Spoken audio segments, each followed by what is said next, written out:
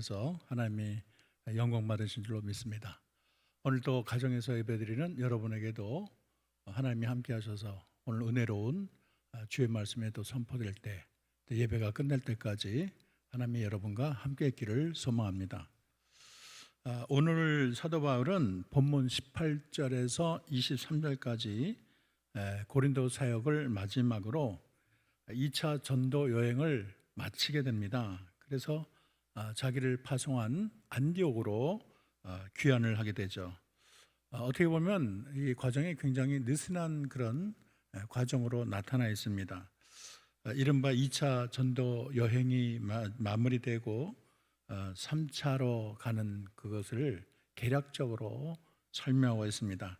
근데 여기에는 이제 세 가지 중요한 사건이 언급되고 있어요. 첫째는 머리를 깎았습니다.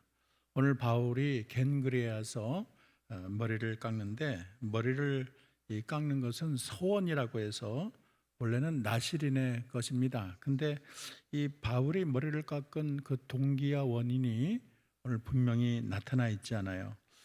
아마도 이 고린도에서 자신의 사역에 관해서 하나님의 특별한 그렇게 서원을 하고 나시린의 규례를 지켜서 머리를 길렀다가 이제 서원 기간이 끝나서 다시 머리를 깎은 것으로 보입니다.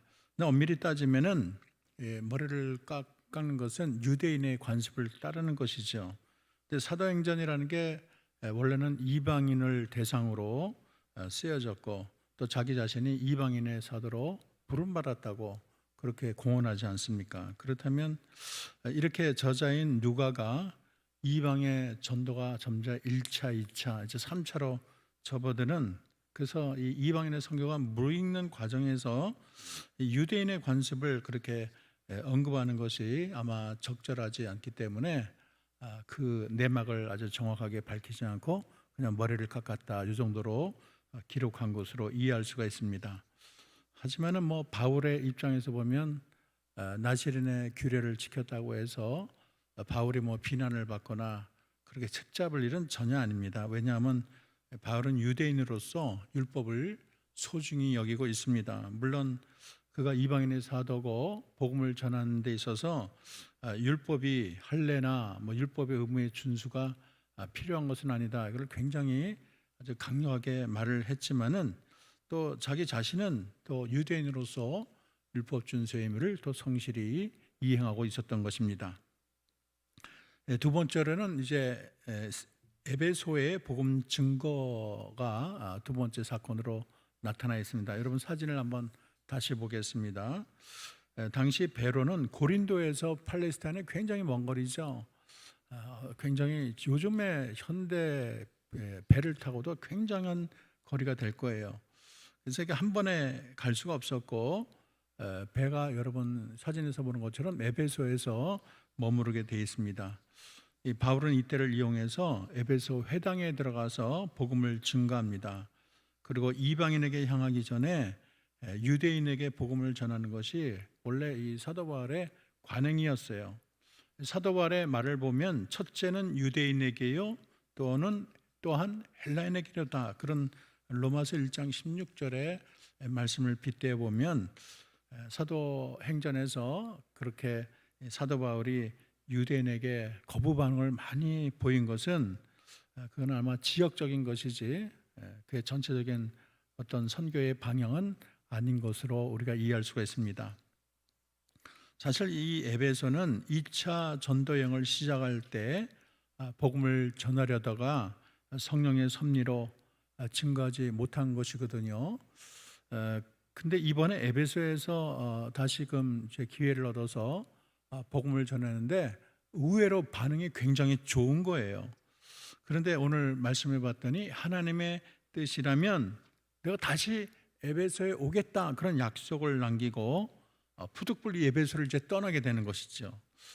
바울이 이렇게 급히 귀환을 서두르는 것은 아마 예루살렘에서 유월절을 지키고자 하는 그런 의도로 해석할 수가 있습니다. 근데 이제 우리가 나중에 보겠지만은 3차 전도 여행 때 에베소를 재방문해서 3년 동안 그곳에서 목회를 하게 되는 것입니다.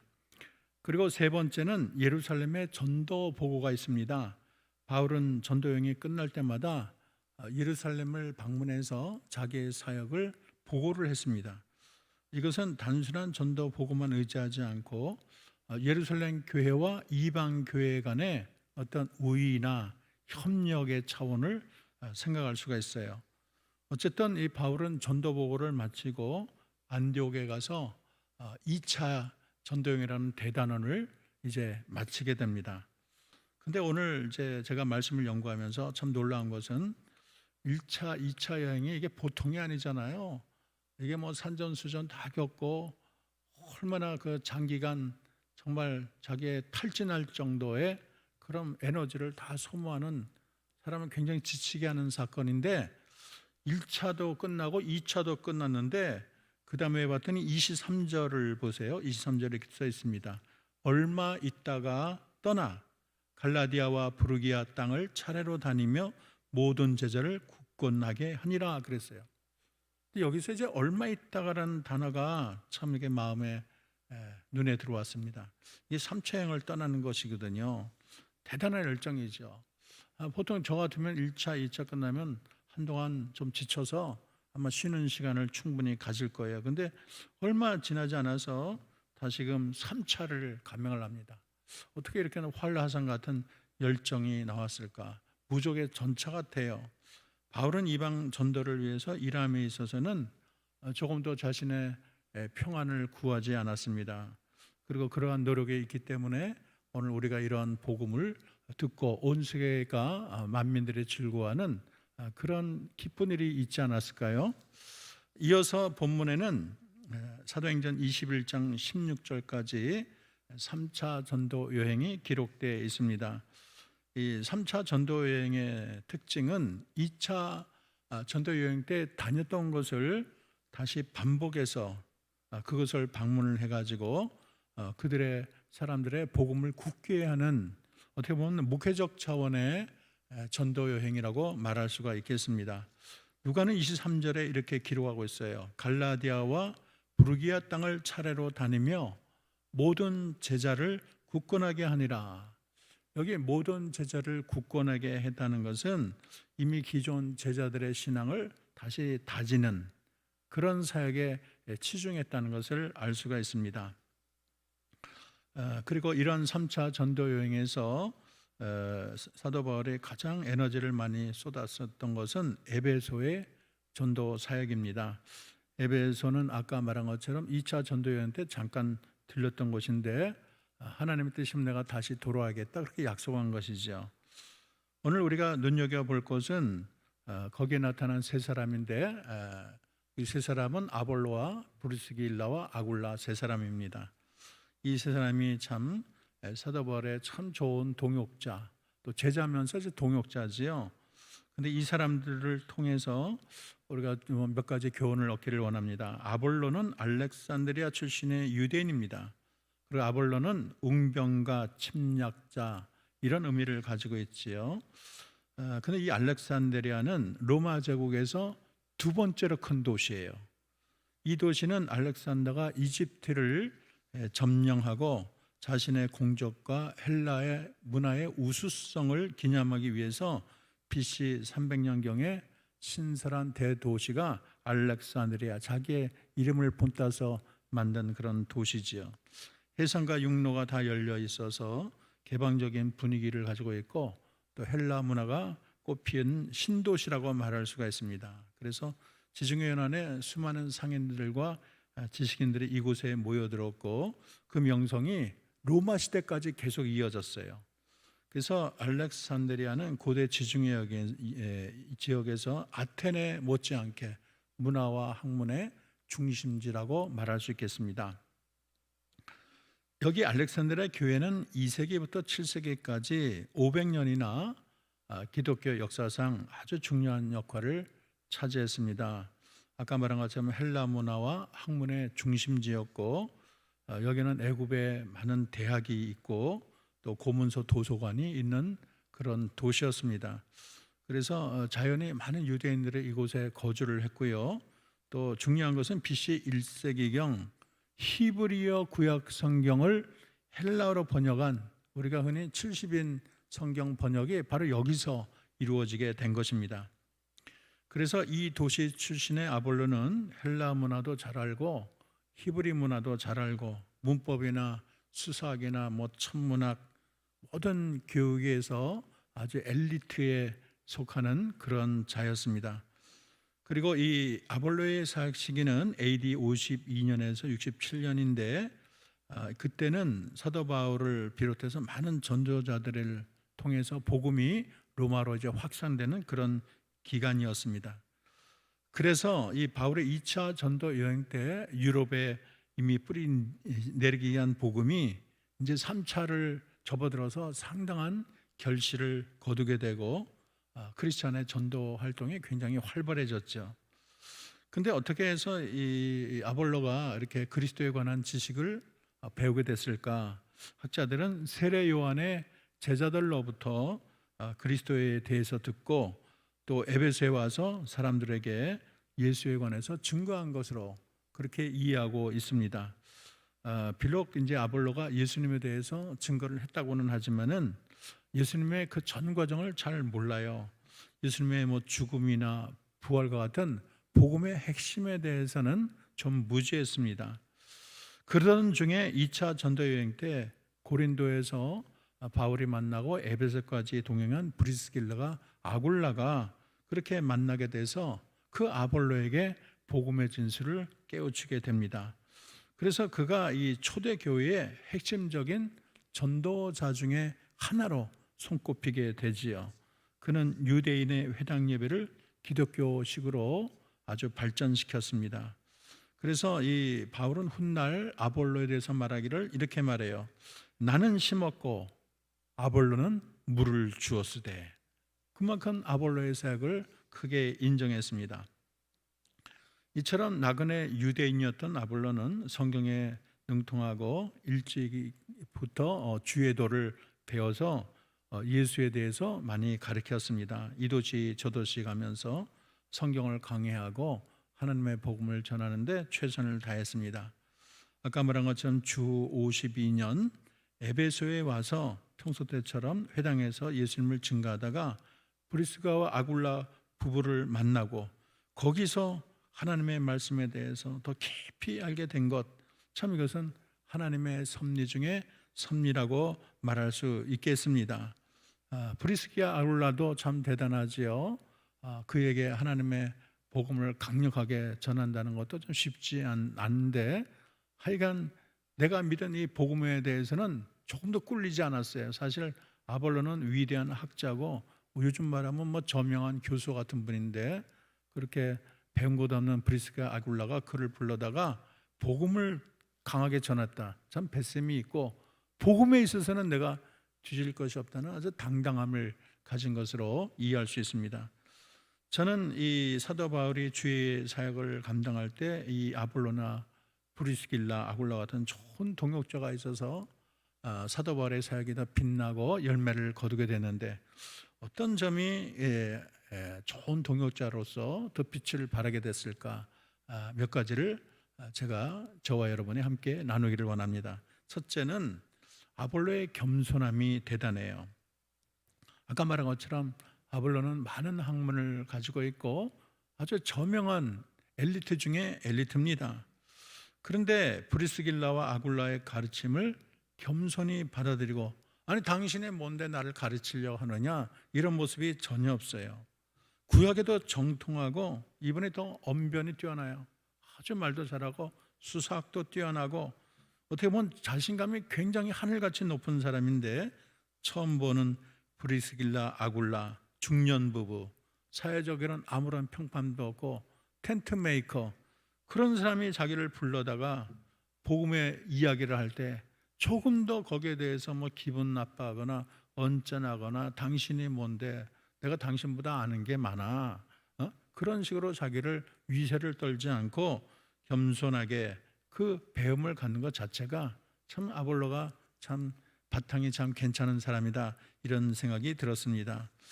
이것이 바로 이 아볼로가 얼마나 겸손한 자인가를 온 세상에 그렇게 밝히 드러내는 사건으로 이해할 수가 있습니다. 사실 천막만드는 평범한 브리스기 아굴라에게 말씀을 배운다는 게 학자로서 자존심이 상할 수가 있어요. 근데 그런 거 게으지 않고 하신 말씀을 자기가 초보인 양 아무것도 모르는 것처럼 열심히 듣는 거 참 대단하지 않습니까?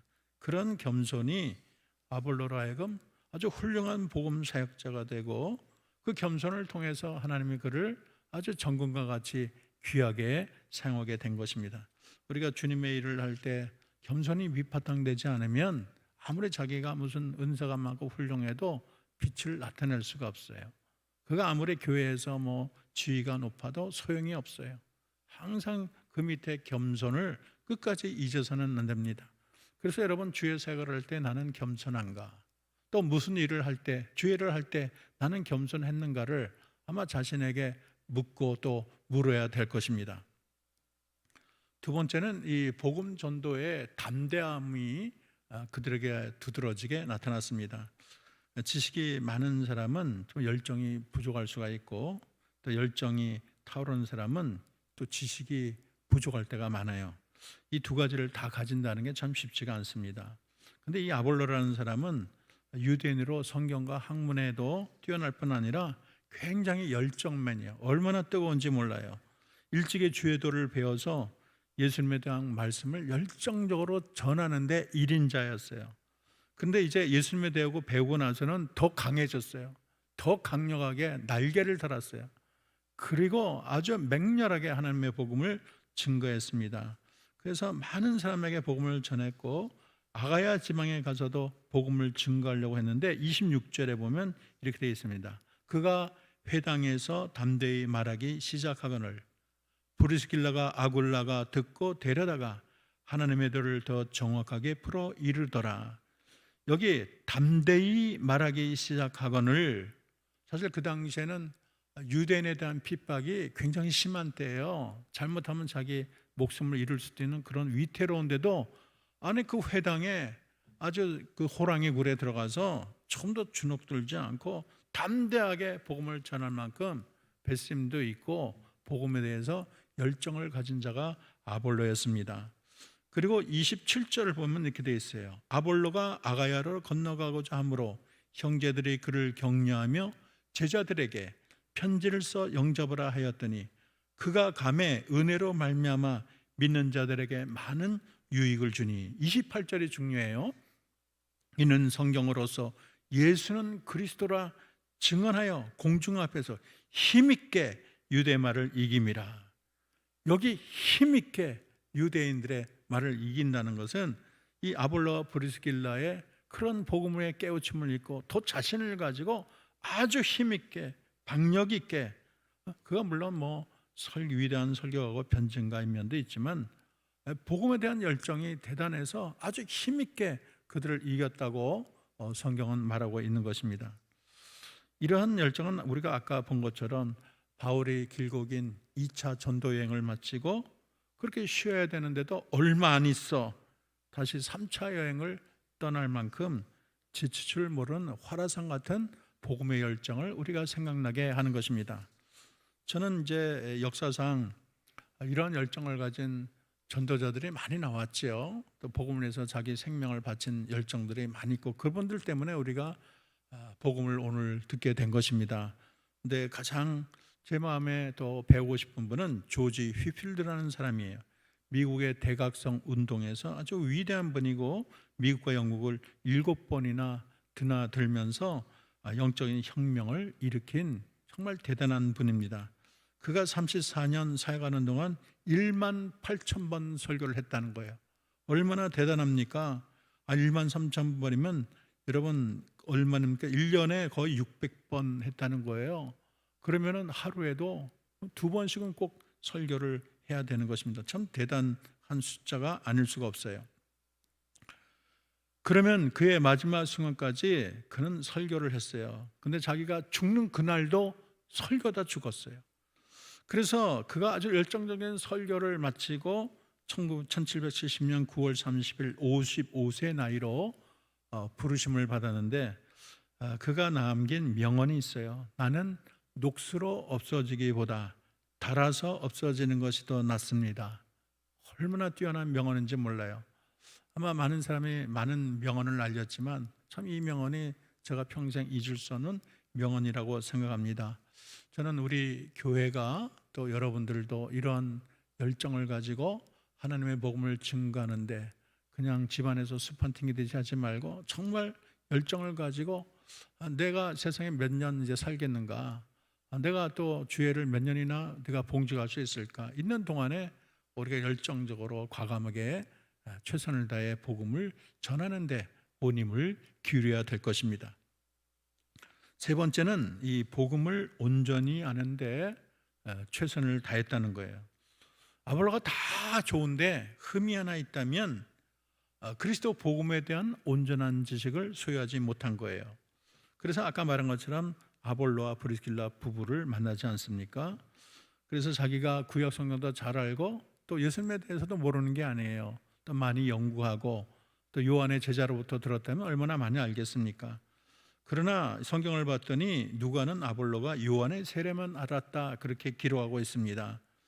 그래서 예수에 관한 것을 자세히 가르쳤던 걸로 보면 참 많이 잘 알았지만 뭔가 결여되어 있어요. 요한의 세례는 알았지만 우리 주님이 주시는 성령의 세례라든지 불세례, 부활과 승천 이런 걸 몰랐어요.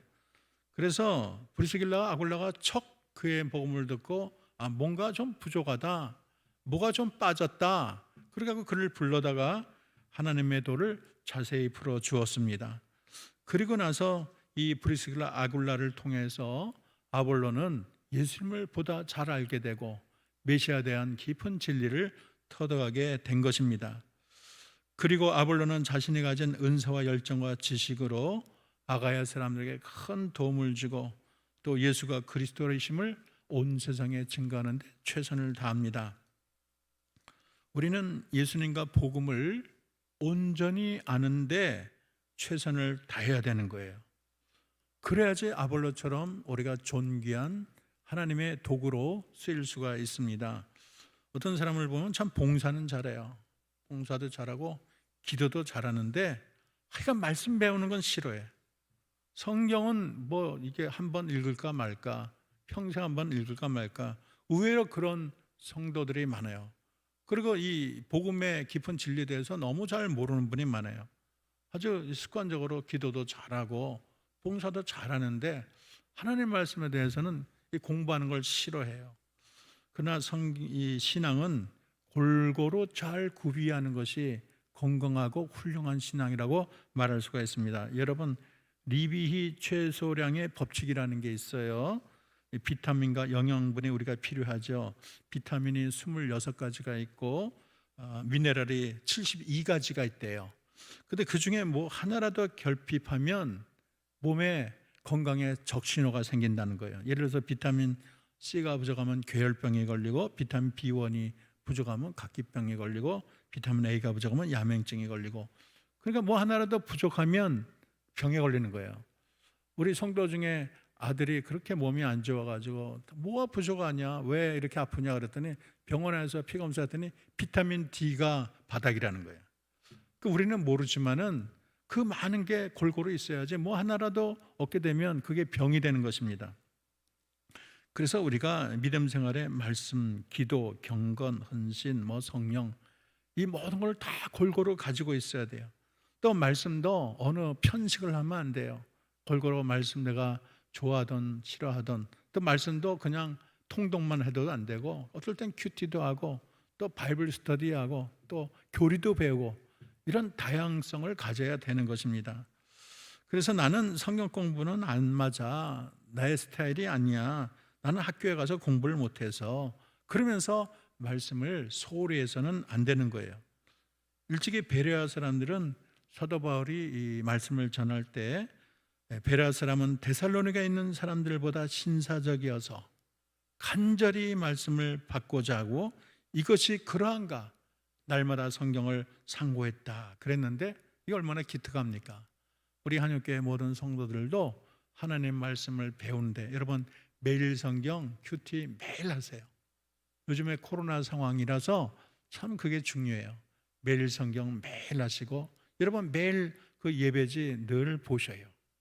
그리고 성경 통독도 하시고 또 교회에서 가르치는 모든 과정에 대해서 여러분 열정을 가지고 배우는 것이 굉장히 중요합니다. 또 많은 교회들이 그런 과정이 없어서 참 이렇게 힘들어하는 그런 교회들도 많고, 또 세계적으로 보면 그런 가르침이 없어서 참 힘들어하는 데가 많아요. 제가 중국에 가서 칼빈을 가르쳤어요. 칼빈 어렵잖아요. 그런데 한 70명, 80명 되는 그 지도자들이 하여간 일주일 동안 다 일하던 거 때려치우고 배우러 오는데, 그분들이 뭐 지식이 얼마 됩니까? 그런데 뭐 하나라도 배우려고 칼빈을 가는데 눈이 그냥 동글동글하고 얼마나 아멘하고 뭐 최선을 다하는지. 거기는 이제 찬송 부를 때는 다 일어나서 찬송을 부려요. 꼭 우리 초기 기독교처럼 신앙들이 보통이 아니에요. 전 그들의 열정을 보면 참 감동입니다. 근데 우리는 그런 강조가 참 많잖아요. 여러분, 그거를 특권으로 여기고 우리가 최선을 다해야 되겠습니다. 네 번째는 받은 은사를 겸손히 주를 위해 사용했어요. 아볼로는 초대교회에서 가장 뛰어난 설교가로 인정받을 만큼 달변가고, 또 그 초대교회 고린도 교회에서 자기 당파가 생겼어요. 그 정도로 인정을 받고 추앙을 받는 사람이에요. 그런데 자신의 재능이나 그런 실력으로 자기 인기를 도모하려고 하지 않고 그 모든 것으로 하나님께 영광을 돌리는 데 최선을 다했습니다. 고린도전서 16장 12절을 보면 형제 아볼로에 대하여는 그에게 형제들과 함께 너에게 가라고 내가 많이 권하였으되 지금은 갈 뜻이 전혀 없으니 기회가 있으면 가리라, 그렇게 말했다는 거예요. 자신의 은사를 가지고 하나님의 일, 하나님의 영광을 위해서 올인했다고 해석할 수가 있습니다.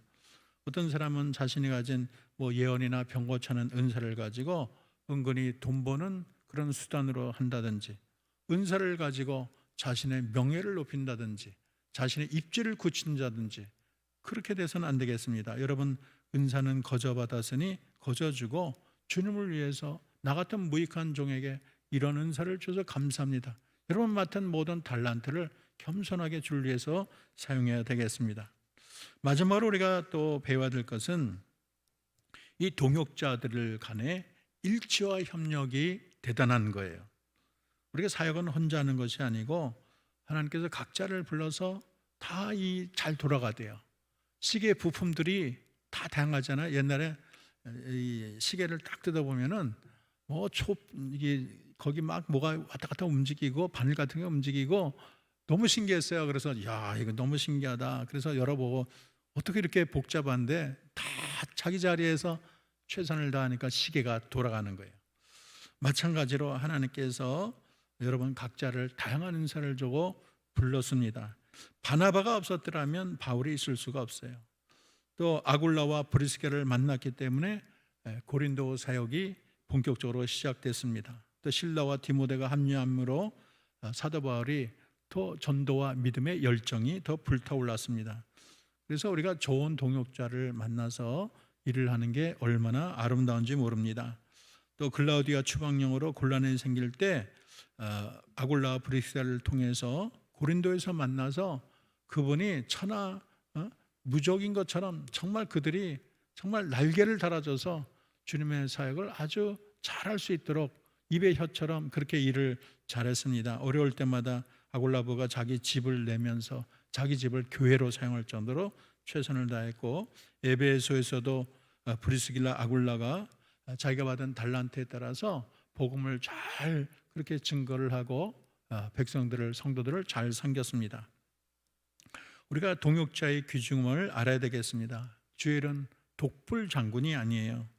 사역의 결실은 나 자신의 개인적인 능력에서 오는 것이 아니고 다 같이 어우러지는 거예요. 이런 김치도 배추만 갖고 되겠습니까? 무만 갖고 되겠어요?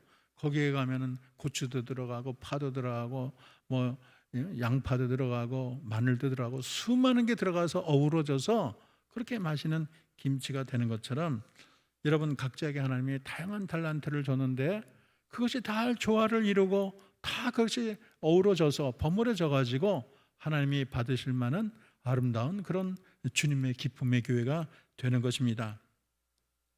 그래서 이 동역자 가운데 협력과 조화의 문제가 중요해요.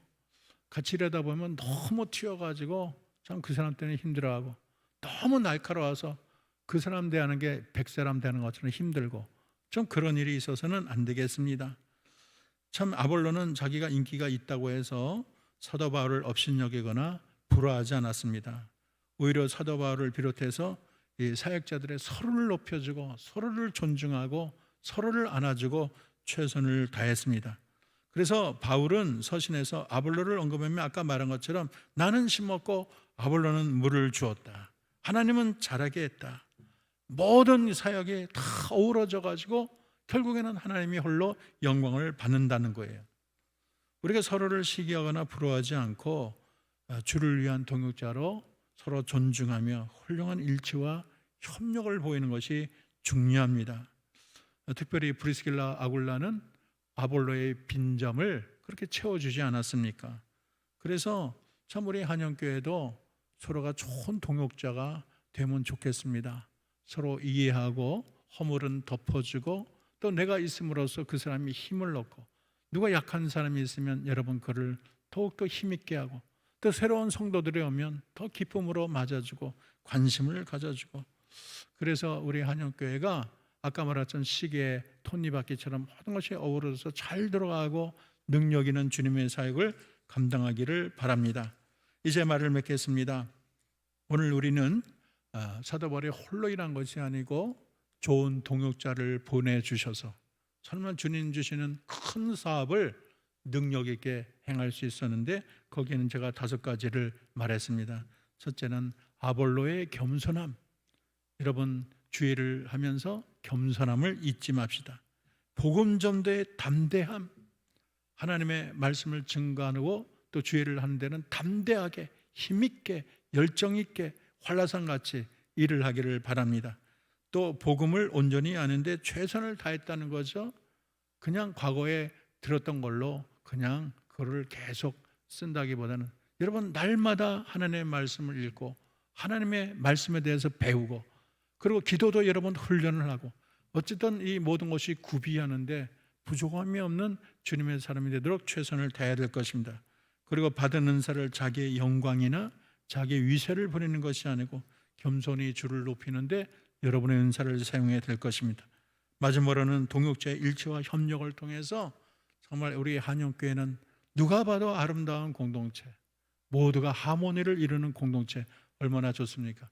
우리 장로님들도 참 하모니 있게 일을 잘하시고, 우리 목회자들도 보면 참 조화롭게 잘해요. 누가 뭐 이렇게 강압을 하거나 그런 사람도 없고, 서로 다들 이 목회자들이 참 착해. 제가 볼 때 조화를 이루는 것 중요합니다. 여러분도 마찬가지입니다. 우리 온 성도들이, 한영교회가 성도들이 착하다고 유명해요. 참 선한 사람들이 많이 모였는데 우리가 서로를 존중하면서 또 하나님의 기쁨을 위해서 서로를 위하고 칭찬해주고, 아픈 데는 서로 위로해주고, 참 뭐가 마음이 아프면 그를 여러분 다 감싸주고, 또 서로를 격려하고 서로 손에 손을 잡고 우리가 2배, 3배, 5배, 10배의 능력을 발해서 우리 한영교회를 통해서 하나님이 홀로 영광 받고 복음이 흥왕이 일어나는 저와 여러분 되기를 주의 이름으로 축원합니다. 기도하겠습니다. 하나님 고맙습니다. 오늘도 하나님 우리에게 말씀을 주셔서 하나님 주님의 사역을 더 잘할 수 있도록 깨우치심이 감사합니다. 우리가 하나님 사도 바울에는 좋은 아버지 동역자들이 있는데 아볼로의 겸손함을 배우게 하시고, 복음 전도를 위해서 그들이 활라산 같은 담대함과 열정을 배우게 하시고, 내가 다 가졌다고 자만하지 않고 날마다 주님의 쓰시기에 합당한 온전한 복음을 갖는데 하나님 모든 것을 골고루 아버지 하나님 구비하는데 최선을 다하게 하시며, 받은 은사를 온전히 겸손하게 주님만을 위하여 사용케 하시고, 동역자가 일치와 협력을 통해서 우리가 정말 하모니를 이루는 아름다운 공동체가 되게 하옵소서. 하나님께서 한영교회를 감높게 사용하시고 주의 영이 임하시며 성령 충만하며 하늘 주신 기쁨이 가득해서 우리 한영교회를 통해서 복음의 역사가 흥왕이 일어나고, 우리 한영교회를 통해서 하나님이 원하시는 뜻이 이루어져 우리 하나님께 영광과 찬송이 돌아갈 수 있는 귀한 교회가 될 줄로 믿습니다. 주님 홀로 영광받아 주옵소서. 예수님의 이름으로 기도합니다. 아멘.